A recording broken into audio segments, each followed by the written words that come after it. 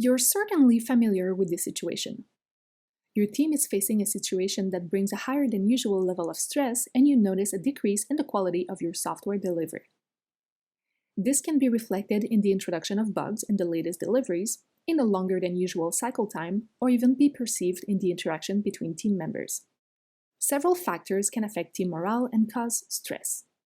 The arrival or departure of a team member is a common occurrence, and it is quite normal to perceive some changes in a team morale when a team needs to reform. The duration of this period can vary, and a good way to monitor it is to take the pulse of the team members.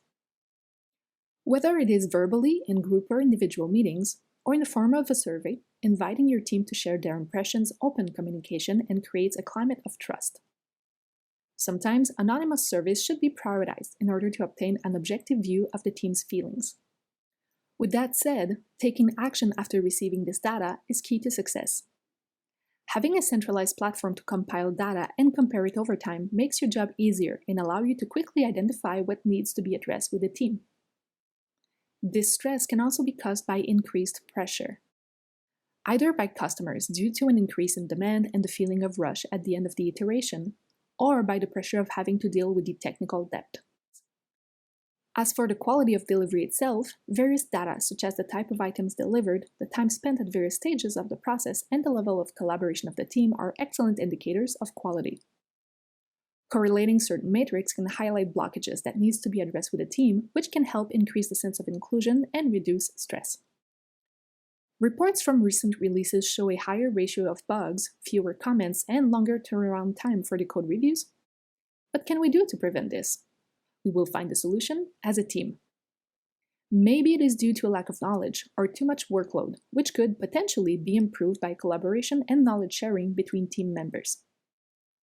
The SPACE framework highlights 5 angles to consider when we want to understand and measure the productivity of a development team. Satisfaction and well-being of both the developer and the engineering systems. Performance, meaning the result of a process such as the velocity of code review. Activity, referring to the number of output actions such as the deployment frequency or the number of completed code reviews. Collaboration and communication, which refers to how people interact and work together, including knowledge sharing. And efficiency, which refers to the execution of work with minimal delays or interruptions. Although there are several elements related to each of these 5 angles, which allow you to monitor various indicators on 3 levels, it is not mandatory to consider all of them when measuring the performance of your team.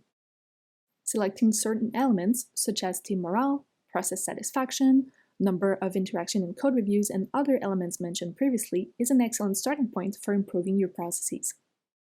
Having a tool like Axify that draws your attention to these indicators allows you to identify areas for improvement so you can work as a team to restore the work climate and ensure optimal delivery quality. These are just a few possible solutions, and we'd love to hear more about how you've dealt with this kind of situation. And if you're currently in that context, we'd be happy to discuss it with you and see how Axify can help you increase the quality of delivery while decreasing the stress levels of your teams. You have questions about the platform, or you would like to know more about a specific usage context? Contact us. You will find our contact information and various resources in the description of this video.